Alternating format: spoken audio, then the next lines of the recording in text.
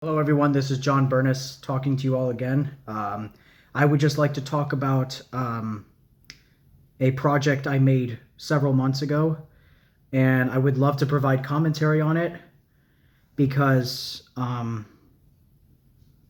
think one of my favorite things to do as a artist is to to look in retrospect all of the works that I've done and really differentiate which ones have sustained in relevance in their potency through the years and which ones have not, which ones have atrophied through the years.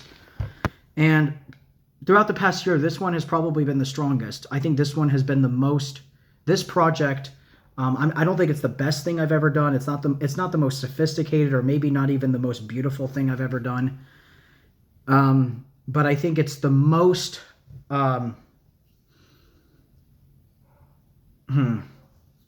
it's the most soluble of my whole mode of being, which is, all of my loves of life. I really love poetry. I really, really love philosophy, and I love music. And then due to studying those things, I've come to really love sound poetry. And a door has opened up that hopefully I could be that bridge that makes sound poetry more prominent in the West in the 21st century or worldwide, whatever. So I'm going to just share with you a little bit about the story behind this project. Probably not a good idea that I closed my laptop because it has information about this project that's important to communicate with you all. So I'm going to talk a little bit about a project I made 3 months ago under my sound poetry moniker, M. Douglas Burness, which is a name I saw written in my dream about a year ago. The title of this was True Creativity Often Starts Where Language Ends. So I'll tell you a little bit about the process of how I made it and what it means for me as an artist, very briefly. So it's a permutation poem, which permutation poetry is a very small niche subform of poetry that was, I don't think it was started, but it was propelled in popularity by Brian Gysin, who was a experimental artist and inventor who was very close friends with William Burroughs, and he became a muse actually for William Burroughs. I have a whole lecture about this in my YouTube channel. And I've obviously followed in his footsteps. I've done a lot of permutation poetry myself. I find it to be a very rewarding, very wonderful activity to indulge in, but that's subjective. I think that's completely unfounded. It's totally just because I like it. I don't think there's any real profundity to it.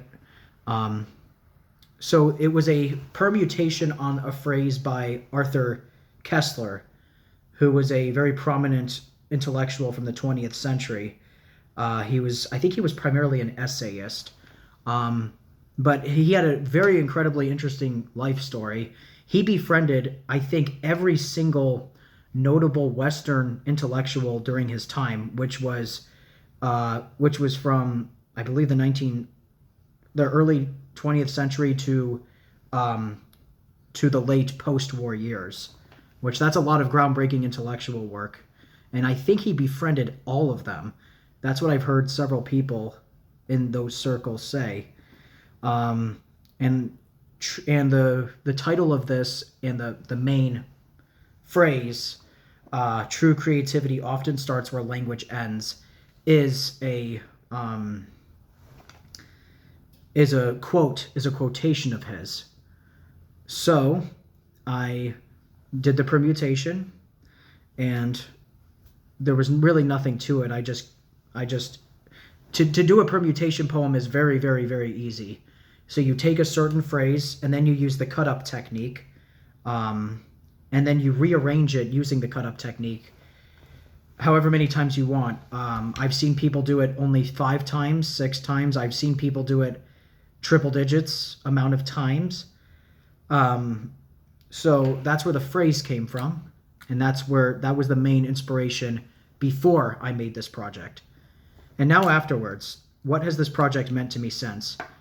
I love this project, especially in retrospect. I think it really connects to my artistic identity for two reasons.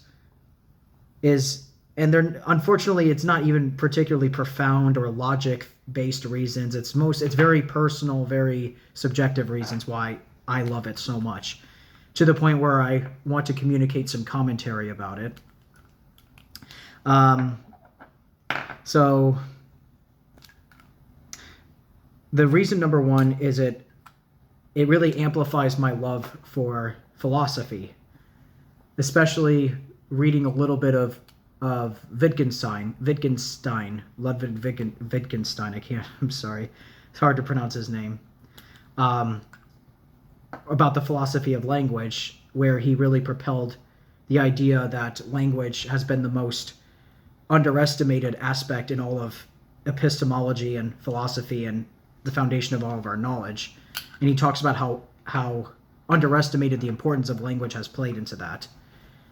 And I feel I can't help but make that connection in my head. And so that really connects to my love of philosophy.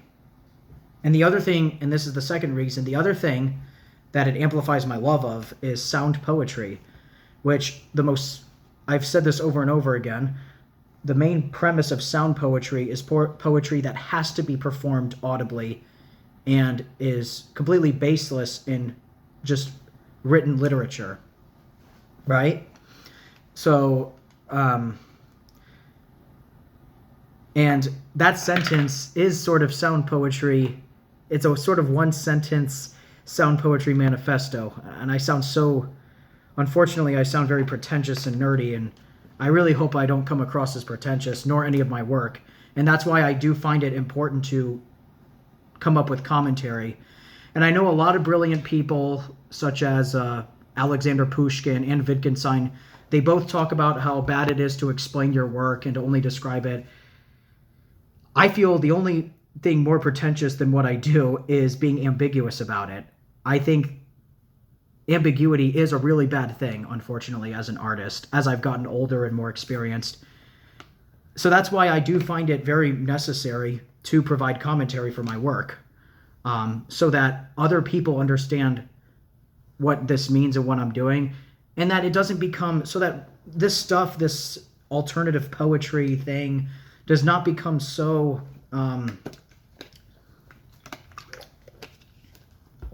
hopefully these things are not, hopefully after people see me doing this, these things will not be so inaccessible to people that are not familiar with them. And I think that's where, and I'm going off topic, that's where I think both poetry and musicians have failed in the 20th century, in the early 21st century, is we're too in love with ambiguity. And I honestly, now that I think about it, I don't blame the general public for disliking experimental music and experimental art for that reason, for the ambiguity. And that's a little off topic, but that sort of explains why it is futile that I communicate what I'm doing in my work. Because I know all the philosophers talk about how wonderful it is to be misunderstood. I live within my conviction, and I really cannot say I agree with that, unfortunately. So it propelled my love of philosophy, and it propelled my love of sound poetry, and I think it is a sort of self-referential sound poetry project. So yeah, this is a brief, well, it went on a lot longer than I thought. This was a brief commentary on my sound poetry project. True creativity often starts where language ends. I will provide a link for it on Bandcamp and on YouTube. And I hope you found this educational or entertaining, or if anything, I hope it wasn't boring. And yeah, I hope you're having a beautiful night, as I am, or a beautiful day wherever you are. And as they say in Hawaii, me ka mahalo, which means with gratitude. So thank you very much. Thank you. Bye-bye.